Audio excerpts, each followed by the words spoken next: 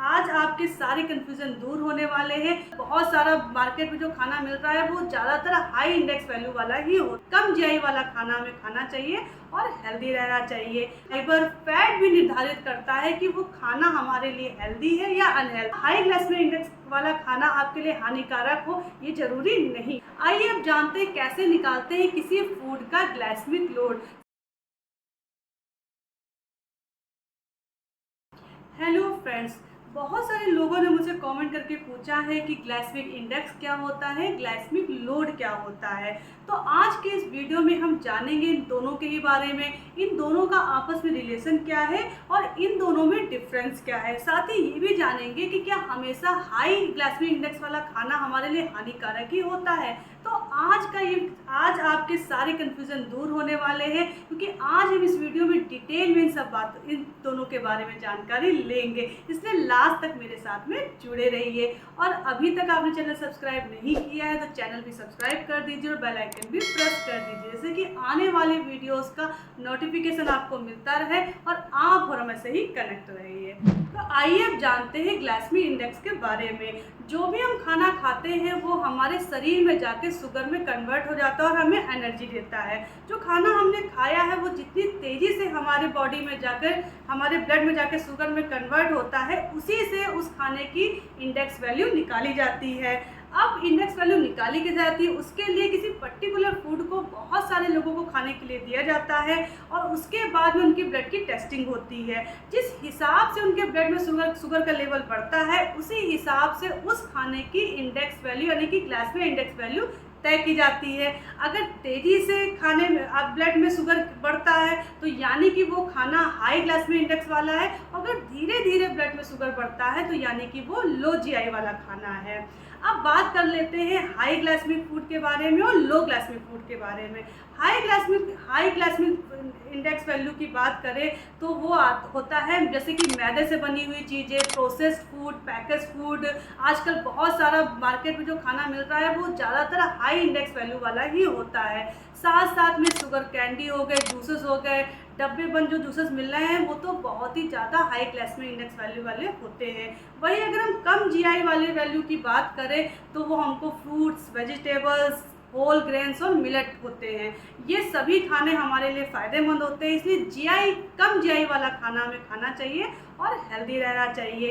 अब बात कर लेते हैं कि क्या यही क्राइटेरिया फिक्स है किसी खाने को हेल्दी या अनहेल्दी साबित करने के लिए, यानी कि अगर किसी खाने का जीआई हाई है तो वो हमारे लिए हानिकारक है? ऐसा नहीं है, क्योंकि उस खाने की न्यूट्रिशनल वैल्यू, उसमें मौजूद फाइबर, फैट भी निर्धारित करता है कि वो खाना हमारे लिए हेल्दी है या अनहेल्दी है। अगर ग्लाइसेमिक इंडेक्स वैल्यू की बात करें तो लो जीआई की वैल्यू होती है 55 से कम, मीडियम ग्लाइसेमिक इंडेक्स वैल्यू होता है 56 to 69, वही हाई ग्लाइसेमिक इंडेक्स वैल्यू होता है 70 से ऊपर। साथ ही मैं आपको ये भी बता दूं कि हमेशा एक ही खाने का ग्लाइसेमिक इंडेक्स वैल्यू एक जैसा नहीं निकलता है, अप्रॉक्सीमेटली ही निकलता है, क्योंकि डिपेंड करता है उस व्यक्ति के डाइजेशन सिस्टम पे, वो खाना किस तरह से खाया गया है और किस तरह से उसको पकाया गया है।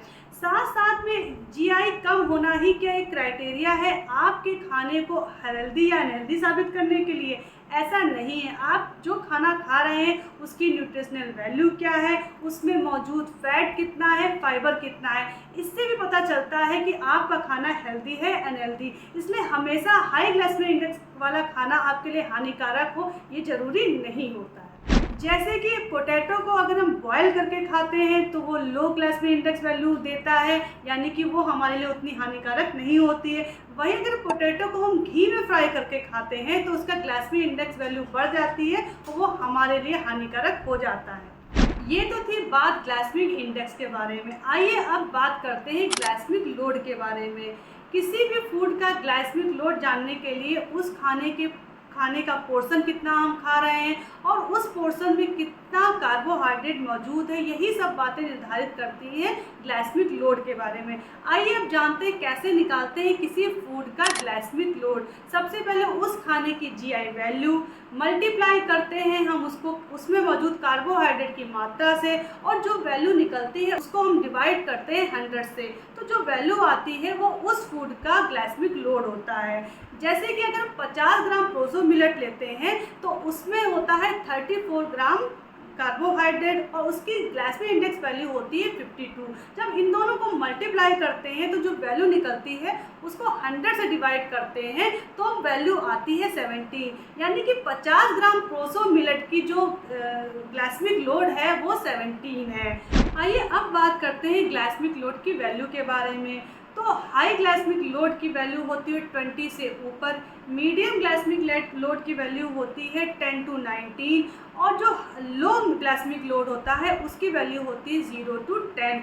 यानी कि आपके खाने में कार्बोहाइड्रेट की मात्रा, खाने का पोर्शन निर्धारित करता है कि आपका खाना कैसा है, हेल्दी है, अनहेल्दी है। अब बात कर लेते हैं कि क्या हमेशा हाई ग्लाइसेमिक इंडेक्स वाला खाना हमारे लिए हानिकारक होता है? ऐसा नहीं है, क्योंकि खाने में मौजूद कार्बोहाइड्रेट ही उसके हेल्दी और अनहेल्दी को निर्धारित करता है। जैसे कि अगर हम वाटरमेलन खाते हैं तो वो हाई ग्लाइसेमिक इंडेक्स वाला खाना होता तो है, लेकिन वो हमारे लिए हानिकारक नहीं होता है, क्योंकि उसमें कार्बोहाइड्रेट की मात्रा ना के बराबर होती है, उससे पानी की मात्रा ज़्यादा होती है।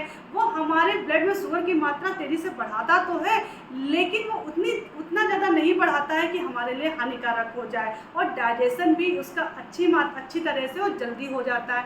इसलिए हमेशा हाई ग्लाइसेमिक इंडेक्स वाला खाना हमारे लिए हानिकारक नहीं होता है। आशा करती हूँ ग्लाइसेमिक इंडेक्स के बारे में, ग्लाइसेमिक लोड के बारे में जो थोड़ी सी जानकारी है वो आपके साथ साझा की है, वो आपको पसंद आई होगी। कहीं ना कहीं जो आपके अंदर कन्फ्यूज़न था वो दूर हो गया होगा। अगर अभी भी कोई कन्फ्यूज़न है तो आप मुझे प्लीज़ कमेंट करके ज़रूर बताइए, आप पूछ सकते हैं। आपके कमेंट की वजह से ही आज का ये वीडियो बन पाया है। मुझे मोटिवेशन मिला है कि मैं इस तरह का वीडियो आपके सामने लेकर आऊँ, जिससे कि आपके अंदर कोई कन्फ्यूज़न है वो दूर हो जाए। आप मुझे कमेंट कीजिए, नीचे दिए हुए व्हाट्सएप नंबर पे आप मुझे मैसेज भी कर सकते हैं, कॉल भी कर सकते हैं। किसी भी और हेल्थ से जुड़ी हुई जानकारी के लिए भी आप मुझसे कनेक्ट हो सकते हैं। आशा करती हूँ कि हमेशा की तरह आज का वीडियो भी आपको पसंद आया होगा, तो मेरे चैनल को ज़रूर सब्सक्राइब कर लीजिए, जिससे कि आने वाले और भी ऐसे ही वीडियो आपको मिलते रहें। बेल आइकन भी प्रेस कर दीजिए, जैसे कि नोटिफिकेशन भी आपको मिलता रहे। तो ऐसे ही मेरे साथ में जुड़े रहिए। मिलते हैं ऐसे ही एक और शानदार वीडियो के साथ में, तब तक आप और मिलके ग्रो करते हैं।